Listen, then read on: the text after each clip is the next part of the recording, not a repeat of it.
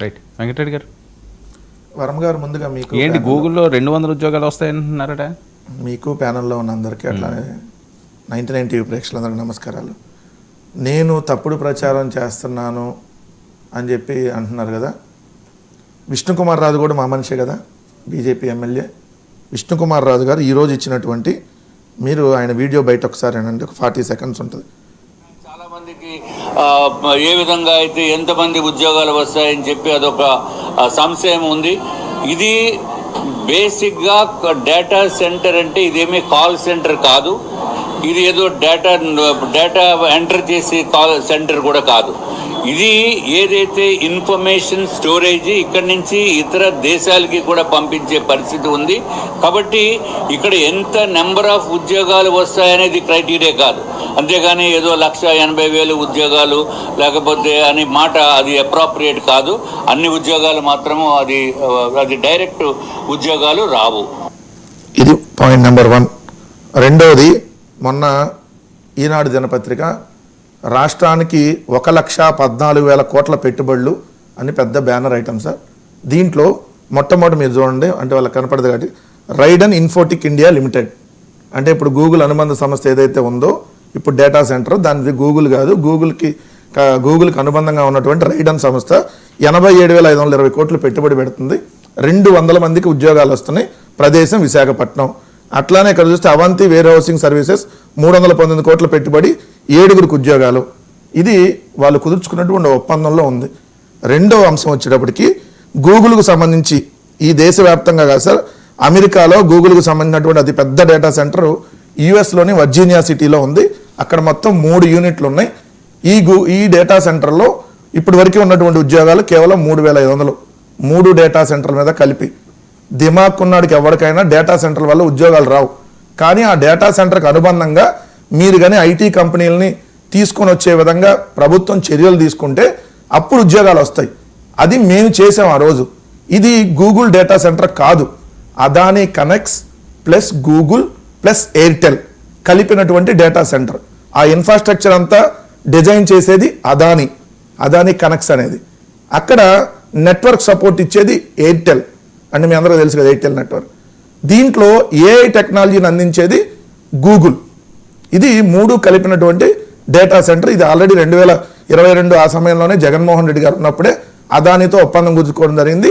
అప్పుడు కూడా ఆ డేటా సెంటర్ వల్ల కేవలం 1,280 ఉద్యోగాలే వస్తాయి. కాబట్టి జగన్మోహన్ రెడ్డి గారి ప్రభుత్వం క్లియర్గా చెప్పింది, 1,250 ఉద్యోగాలు అయితే మేము మీకు ఆ రాయితీలు కానీ మేమేమి ఇవ్వలేము అంటే.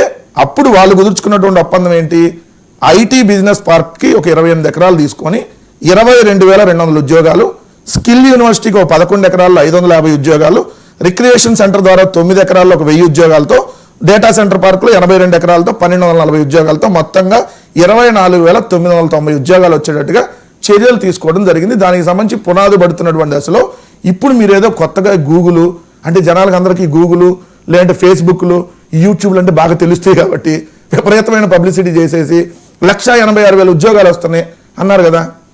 గూగుల్తో మీరు కుదుర్చుకుంది గూగుల్తోనైతే ఒప్పందం, గూగుల్ వాళ్ళతో ఇదిగోండి ఈ సంవత్సరం ఇన్ని ఉద్యోగాలు దీని ద్వారా ఇవ్వబోతున్నాం, ఇదిగోండి నెక్స్ట్ ఇయర్ ఇన్ని ఉద్యోగాలు దీని ద్వారా ఇవ్వబోతున్నాం, ఇదిగోండి మా యాక్షన్ ఆఫ్ ప్లాన్, ఇది 1,86,000 వద్దు, ఇదిగోండి 8,000 ఉద్యోగాలు మొట్టమొదటి ఏడాదిలో ఇవ్వబోతున్నాం. ఎందుకంటే 200 ఉద్యోగాలకి 22,000 కోట్ల రూపాయలు స్టేట్ గవర్నమెంట్ రాయితీలు ఇచ్చింది. 22,000 కోట్ల రూపాయలు.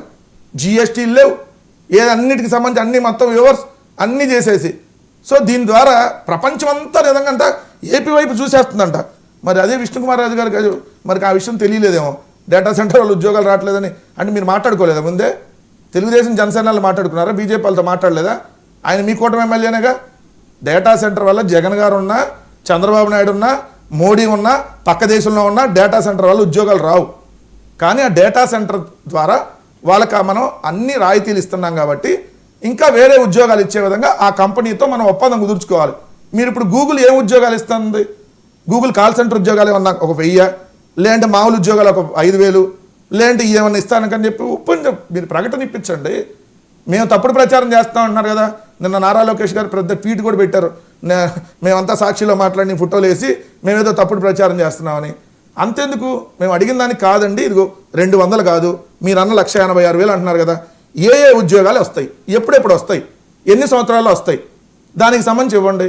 దీని ద్వారా అంట ఏదో విపరీతమైన ఆదాయం వచ్చేస్తుందంట. సార్ 22,000 కోట్లు మనం ప్రోత్సాహకాలు ఇస్తే ఎంటైర్ ఈ డేటా సెంటర్ వల్ల రాష్ట్ర ప్రభుత్వానికి వచ్చేది ఓవరాల్గా 10,000 కోట్లు, 12,000 కోట్లు లాస్.